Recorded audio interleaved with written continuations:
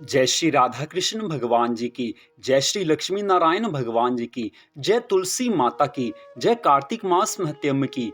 मंदिर श्री बंसी वाले महात्मा यूट्यूब चैनल की ओर से हम आप सभी भक्तों का हार्दिक अभिनंदन करते हैं। आज हम आपको सुनाने जा रहे हैं कार्तिक मास महत्म के 18वें अध्याय की परम पावन कथा। इससे पहले आप कार्तिक मास के अध्याय 1 से लेकर अध्याय 17 तक की कथा को हमारे चैनल पर सुन चुके हैं। तो अब 18वें अध्याय की कथा जो कि इस प्रकार है।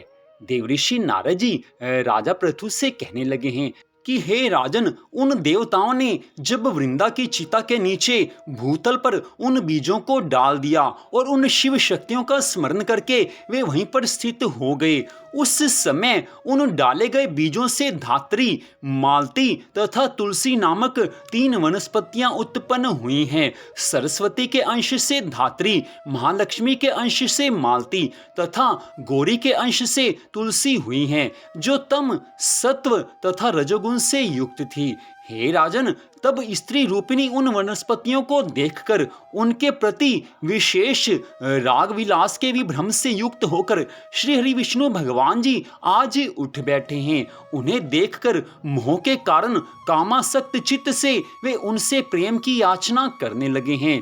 तुलसी और धात्री ने भी राग पूर्वक उनका अवलोकन किया है। सर्वप्रथम लक्ष्मी जी ने जिस बीज को माया से देवताओं को दिया था, उससे उत्पन्न हुई स्त्री मालती उनसे ईर्ष्या करने लगी, इसलिए वह बर्बरी इस घृत नाम से पृथ्वी पर विख्यात हुई है। और धात्री तथा तुलसी राग के कारण श्री हरि विष्णु भगवान जी के लिए सदा प्रीतिप्रद हुई हैं। आज श्री हरि विष्णु भगवान जी का दुख दूर हुआ है और वे सभी देवताओं से नमस्कृत होते हुए प्रसन्न होकर उन दोनों के साथ वैकुंठ लोक को चले गए हैं। कार्तिक के महीने में धात्री और तुलसी को सभी देवताओं के लिए प्रिय जानना चाहिए और विशेष करके ये श्री हरि विष्णु भगवान जी को अत्यंत प्रिय हैं। हे राजन, उन दोनों में भी तुलसी अत्यंत श्रेष्ठ तथा धन्य है। यह गणेश को छोड़कर सभी देवताओं को प्रिय है तथा संपूर्ण कामनाओं को पूर्ण करने वाली है। इस प्रकार ब्रह्मा, इंद्र आदि वे देवता श्री हरि विष्णु भगवान जी को वैकुंठ लोक में स्थित देखकर उनको नमस्कार करके तथा उनकी स्तुति करके अपने अपने स्थानों पर आज चले गए हैं। हे राजन, कार्तिक मास में धात्री अर्थात आंवला और तुलसी का पूजन अवश्य करना चाहिए। इससे श्री हरि विष्णु भगवान जी अत्यंत प्रसन्न होते हैं। कार्तिक मास के व्रत और उद्यापन में तुलसी जी के पास श्री हरि विष्णु भगवान जी का पूजन होता है।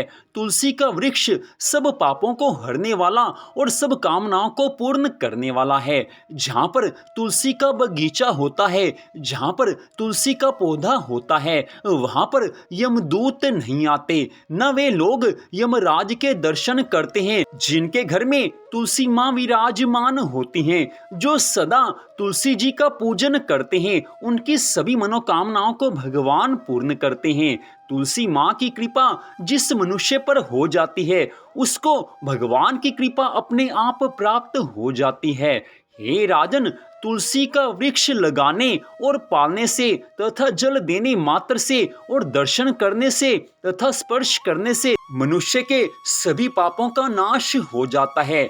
जो मनुष्य तुलसी पत्र और तुलसी की मंजरियों से सदा श्री हरि विष्णु भगवान जी की पूजा करते हैं, वो कभी भी गर्भवास में नहीं जाते, उनको मुक्ति प्राप्त हो जाती है। और विशेष रूप से कार्तिक मास में जिस मनुष्य ने श्री हरि विष्णु भगवान जी की तुलसी दल से पूजा की है, उसके ऊपर भगवान सदा प्रसन्न रहते हैं।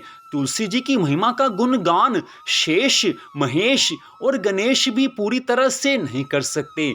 हे राजन, पुष्कर जैसा तीर्थ, गंगा जैसी नदी, वासुदेव जैसे देवता तुलसी दल में निवास करते हैं। तुलसी जी की जड़ की रज लगाकर प्राणों को त्याग करने वाला मनुष्य पापों से मुक्त होकर श्री हरि विष्णु भगवान जी के लोक में चला जाता है। तुलसी की लकड़ी धारण करने से मनुष्य मात्र को पाप स्पर्श नहीं कर सकते। हे राजन, तुलसी जी की छाया में किया गया श्राद्ध कर्म अक्षय फल देने वाला होता है। अतः श्राद्ध कर्म के समय में वहीं पर पिंड दान देना चाहिए और आंवले की छाया में पिंड दान से नरक में भी पितर मुक्त हो जाते हैं, उनका नरक से छुटकारा हो जाता है। देवऋषि नारद जी आगे की कथा का वर्णन करते हुए कहने लगे हैं कि हे राजन, वैसे तो तुलसी और आंवला सदा पूजनीय हैं, सदा ही आनंद देने वाले हैं, लेकिन विशेष रूप से कार्तिक मास में इनकी महिमा अधिक बढ़ जाती है। इसलिए कार्तिक मास में भगवान की पूजा के समय आंवले और तुलसी का प्रयोग अवश्य करना चाहिए। आंवले का फल तुलसी और द्वारका की रज शरीर में लगाने वाला मनुष्य जीवन मुक्त कहा जाता है।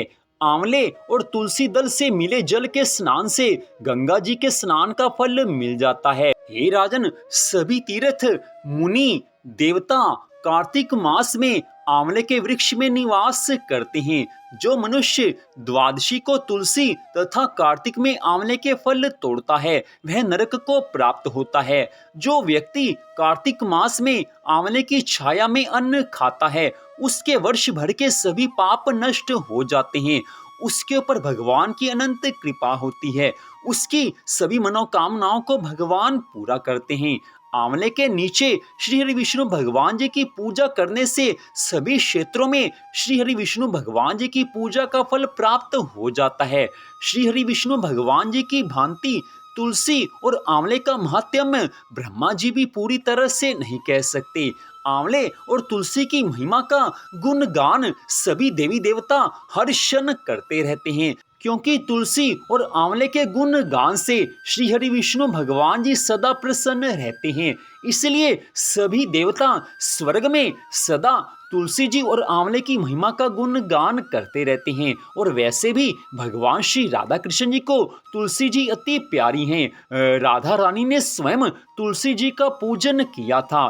इतनी कथा सुनाकर देवऋषि नारद जी राजा पृथु से कहने लगे हैं कि हे राजन, मनुष्य जीवन भर जितने पाप कर्म करता है और पिछले जन्मों में मनुष्य ने जितने पाप कर्म किए होते हैं उन सब पाप कर्मों का फल दुखों के रूप में सामने आता है। अगर मनुष्य जीवन में दुखी है तो यह उसी के किए हुए पाप कर्मों का फल है, और अगर वो सुखी होना चाहता है तो उसको विशेष रूप से भगवान की भक्ति करनी चाहिए। और कार्तिक मास ऐसा पावन मास है कि इस महीने में जितना भी हम भगवान की भक्ति करते हैं उसका अनंत गुना पुण्य फल मिल जाता है। इसलिए हे राजन, मनुष्य मात्र को चाहिए कि कार्तिक मास आने पर सदा कार्तिक मास के सब नियमों का पालन करे। मनुष्य अगर जीवन में सुखी होना चाहता है तो उसको सभी धर्मों का पालन करना होगा। और कार्तिक मास में जिसने केवल भगवान की कथा सुन ली, भगवान के मंगलमय नामों का गुणगान कर लिया, उससे भगवान सदा प्रसन्न रहते हैं। उसके सभी जन्मों के पापों का नाश एक क्षण में ही हो जाता है।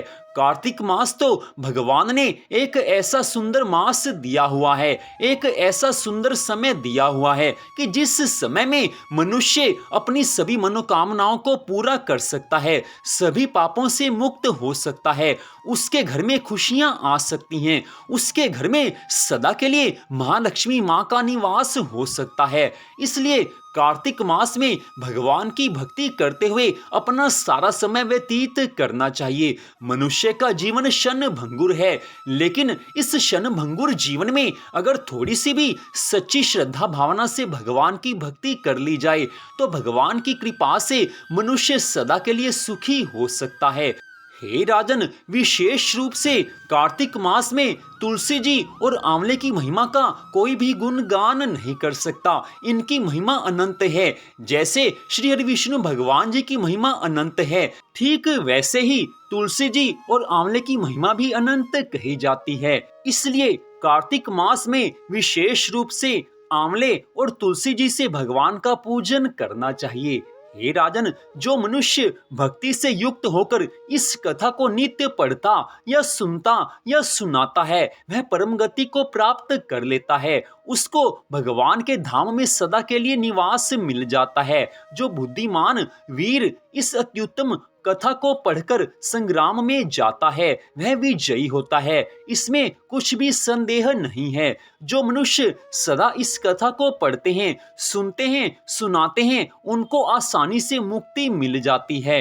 हे राजन, श्री हरि विष्णु भगवान जी को प्रसन्न करने के लिए कार्तिक मास की भक्ति से बढ़कर अन्य कोई श्रेष्ठ साधन नहीं है।